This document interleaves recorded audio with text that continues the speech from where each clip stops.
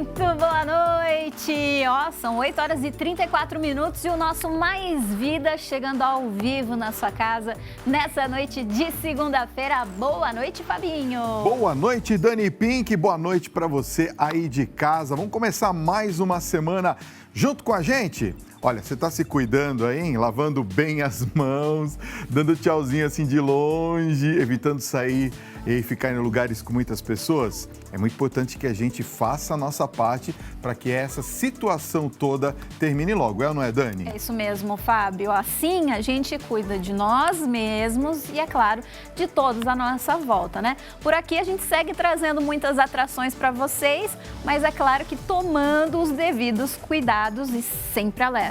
É verdade. E no programa de hoje, claro, tem dicas de como organizar as roupas. Sabe aquelas roupas de cama que às vezes você dá aquela enfonfanhada assim, joga de lado? Enfonfanhada Enfonfanhada, assim, amassa assim e joga assim do ladinho. Pois é, nós vamos hoje juntos aprender alguns truques para nós ganharmos assim mais espaços nos armários e nas gavetas com a personal organizer Rosângela Reis.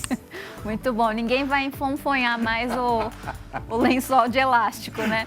Celebrando também a Semana do Consumidor, a gente vai tirar as suas dúvidas com o advogado civil Renê Fernando Gonçalves Moitas. Imperdível, né? Então você já pode escrever pra gente. Coloca aqui, Tiago, 11 950336870. Esse é o nosso WhatsApp exclusivo do programa 11 950336870. Mande a sua mensagem e coloque o seu nome e a localidade da onde você está falando, tá bom? E não esqueça que você pode participar também pelo Instagram da Rede Vida, @Rede Vida, vai lá, nós postamos uma fotinho, você pode comentar, mandar suas perguntas, as suas dicas pra gente lá, tá? E nós começamos o programa de hoje trazendo mais informações sobre o coronavírus. A pandemia atingiu nesta última sexta-feira mais de 125 mil casos registrados em todo o mundo. No Brasil, 121 casos da doença foram confirmados pelo Ministério da Saúde no sábado. Rio de Janeiro e São Paulo já apresentam caso de transmissão comunitária, ou seja, quando não é possível mais saber a origem da infecção.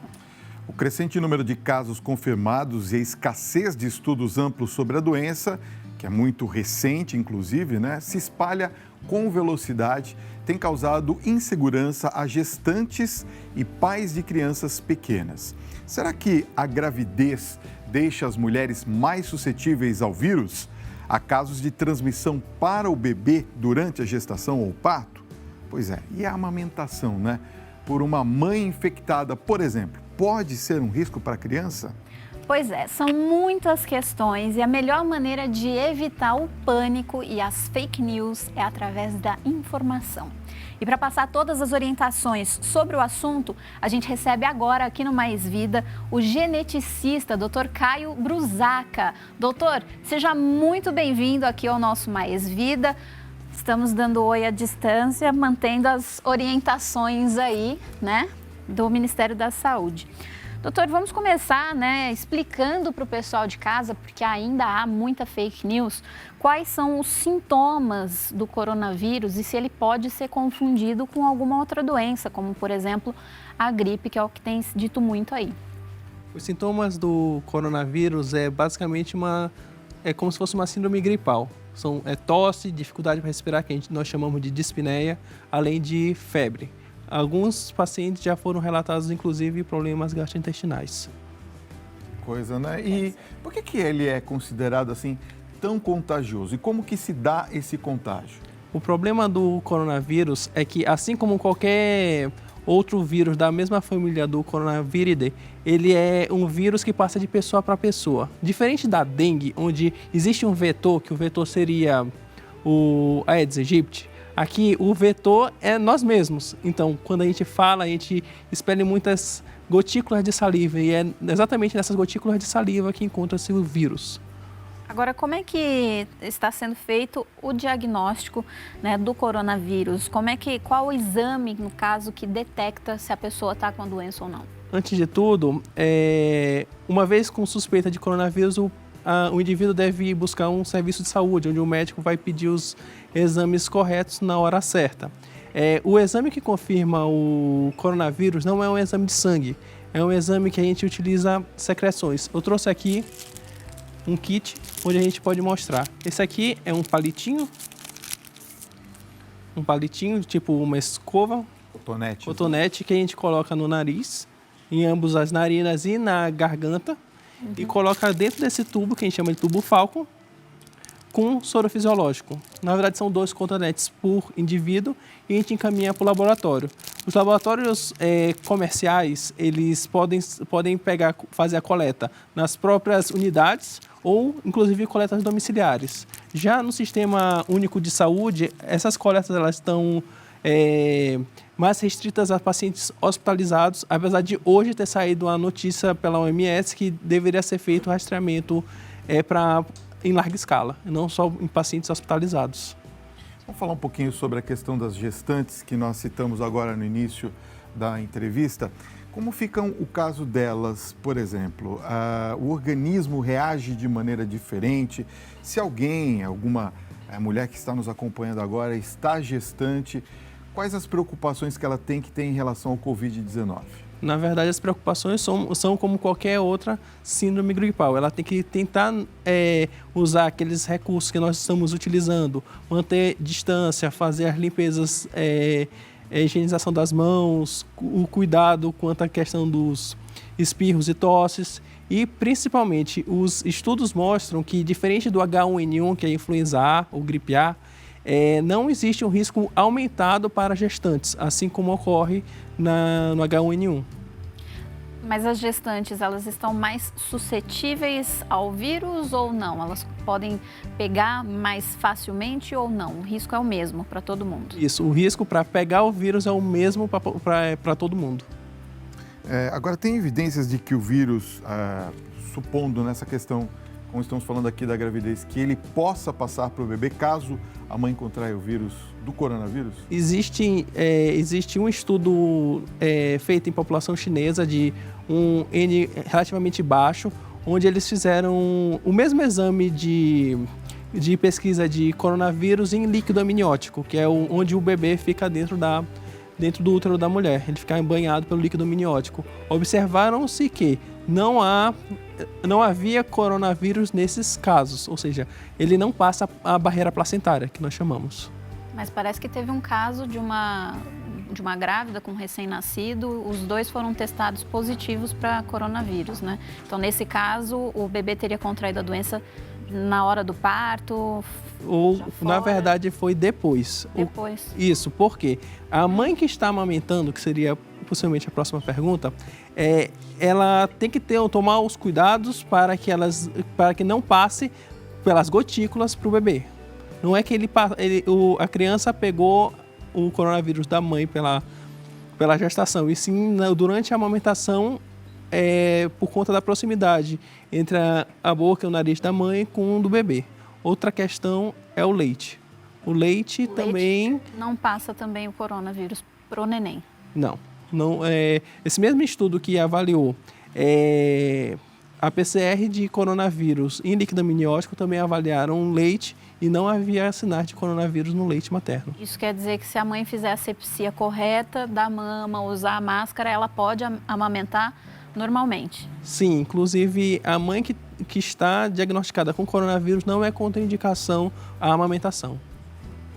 Interessante. O doutor Caio, vamos falar um pouquinho sobre a viagem das gestantes, porque a gente até está um pouco assustado. Eu fiquei sabendo que Israel parece que está fechando totalmente o espaço aéreo dele nas próximas horas, ou seja, não se pode entrar ou sair do país. No caso, por exemplo, de uma gestante precisar fazer algum tipo de viagem, por exemplo, para esses países, quais são os cuidados que ela deve tomar ao se dirigir a um desses locais? Inicialmente, deve-se ter os cuidados de qualquer gestação. Dependendo de cada companhia aérea, tem a faixa de idade gestacional que ela pode ou não entrar no avião para fazer um voo, dependendo também do tempo de voo. Ela deve preferir sempre voos com intervalo menor, não maior de 4 horas. E seriam os mesmos cuidados que qualquer outra pessoa teria com o coronavírus. Teria algum perigo, por exemplo, se ela tiver antes do 3º mês, por exemplo, não? Não. O maior perigo, na verdade, ele começa a ocorrer a partir da 20ª semana, a partir do 2º trimestre, e não no 1º trimestre. Entendi.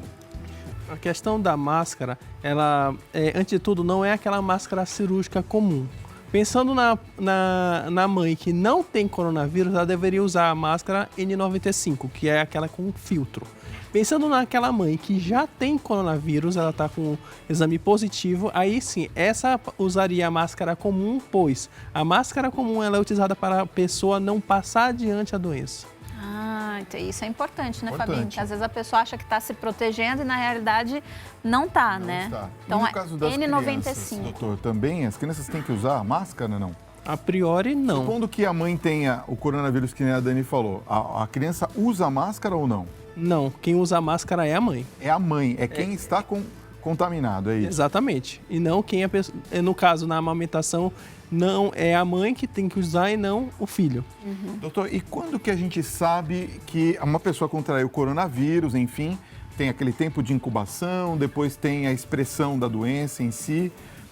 Quando que a gente sabe que a pessoa está curada de coronavírus? Qual que é o exame que é feito? O mesmo exame que a gente utiliza para diagnosticar, a gente utiliza ele para verificar se a pessoa ainda tem coronavírus ou não. É exatamente o mesmo exame. É feito um tempo depois, é isso? Isso, vamos dizer, o paciente ele manifestou a doença e ele teve o período de remissão. Após o período de remissão, ele faz exatamente o mesmo exame. Se o exame der negativo, isso quer dizer que ele está... Quanto tempo dura a doença, mais ou menos? Em torno de 15 a 20 dias, mais ou menos. Da manifestação até a cura. Isso. Agora, parece que, seguindo aí, né, os dados que a gente tem, que o coronavírus afeta menos as crianças do que os adultos, as pessoas mais velhas. Mas ainda assim, tem que se ter uma preocupação, um cuidado especial com as crianças, correto? Correto. Hoje mesmo saiu uma matéria da OMS relativa a crianças que tiveram coronavírus. A maioria das crianças que tiveram coronavírus apresentaram-se assintomáticas, por isso não foram diagnosticadas. E as que apresentaram o diagnóstico positivo, algumas inclusive tiveram um desfecho não tão favorável. Por que isso acontece com as crianças, de na maioria dos casos elas não apresentarem os sintomas? Ainda não se sabe exatamente o que acontece com as crianças comparado a adultos e idosos. Doutor, vamos supor, no caso, por exemplo, daqueles profissionais de saúde, e nós temos vários que nos acompanham aqui, deles trabalharem nos postos ou mesmo nos hospitais, quais os cuidados que eles têm que ter no contato daquelas pessoas que são suspeitas? Porque nem todos se apresentam com um caso clássico, né? Às vezes é um resfriado comum, mas a pessoa se apresenta ao profissional, o profissional não está devidamente paramentado. Como que funciona essa abordagem? Como que o profissional de saúde tem que se portar num caso de suspeita de coronavírus? Assim, uma vez o caso suspeito, a gente tem que confirmar se ele tem ou não. Digamos, se ele não tiver nenhum cuidado adicional, se ele tiver, o profissional ele deve ser investigado para saber se tem ou não tem coronavírus e uma vez diagnosticado, ele deve manter a quarentena. Mas parece que saiu até uma notícia, não sei se é verdade ou se é fake news, de que o caso entre enfermeiros estava aumentando muito por conta até da questão de limpeza dos quartos, urina dos pacientes. É verdade isso ou não é possível, por exemplo, a gente pegar o coronavírus se tiver em contato com a urina de uma pessoa infectada, no caso? Na verdade, não é bem a urina, é o ambiente em si. Uma vez que o paciente ele tem coronavírus, ele está hospitalizado, todo aquele ambiente ele deve ser isolado. Então, naquele isolamento, a precaução que o profissional de saúde deve ter é de precaução para gotículas, que tem a luva, tem a máscara apropriada, tem o gorro, tem o avental descartável, que ele deve ser descartado. Todo esse material que a gente chama de EPI, ele deve ser descartado após o contato com aquele paciente. A questão principal é exatamente isso. Quando a gente atende muito idoso, tem que fazer a troca da fralda, tem que fazer a troca do material de cama, a roupa de cama, e todo o material está contaminado. Então, por isso tem que tomar muito cuidado, né? Verdade. E a pessoa que contrai coronavírus, doutor, ela, depois que ela está curada, ela se torna autoimune ou não? Ela pode pegar novamente coronavírus? Já houve um caso de paciente que já pegou coronavírus 2 vezes. 2 vezes. Esse que é o grande questão. Como é uma doença relativamente nova, a gente ainda não sabe exatamente como é que é a imunidade adquirida relativa à doença, assim como que é o grande problema da questão da vacina, que ainda não saiu. Agora, é muito importante falar de vacina, porque tem muita gente aí correndo, né, para as farmácias e comprando um monte de remédios. Qual o risco da automedicação? No coronavírus, o risco da automedicação é muito alto. Já foi constatado que medicações comuns, como ibuprofeno, que é um anti-inflamatório, que muitas pessoas utilizam para resfriado, piora o quadro de coronavírus. Isso é muito importante. Então, antes de se automedicar, deve sempre procurar um profissional de saúde. Então, como, né, alguns sintomas parecem aí com os sintomas de uma gripe, tem que esperar um pouquinho, não sair de casa, ver como vai evoluir, seria isso? E aí, no caso de mais sintomas, procurar um médico, um profissional?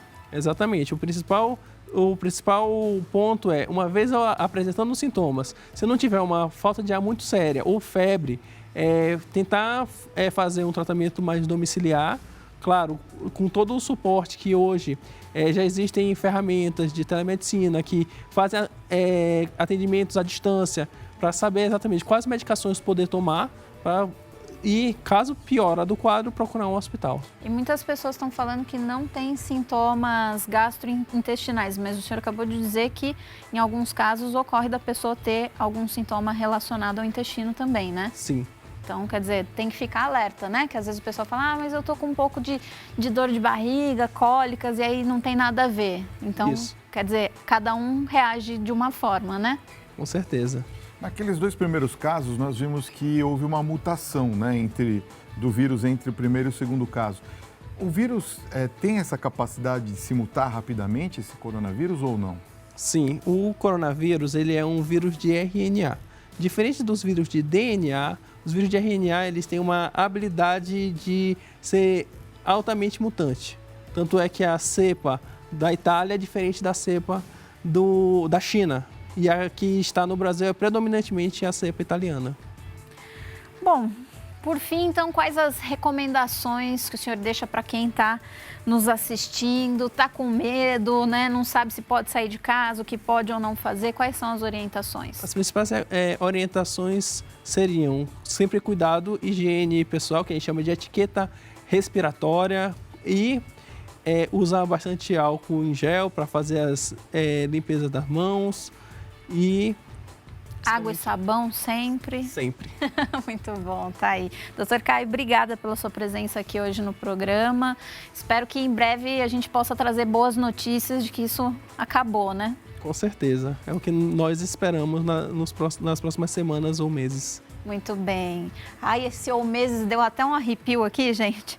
Ó, o site do Dr. Caio tá na telinha para você que quiser mais informações, www.brusaca.com, e no Instagram, dr.caiobrusaca. Olha só, no próximo bloco você vai poder tirar todas as suas dúvidas sobre direitos do consumidor com o advogado civil René Fernando Gonçalves Moitas. E se você tem perguntas sobre o assunto, manda o WhatsApp pra gente, 11 95033 6870. 11 95033 6870. O intervalo é rapidinho e a gente volta já já. Fica com a gente.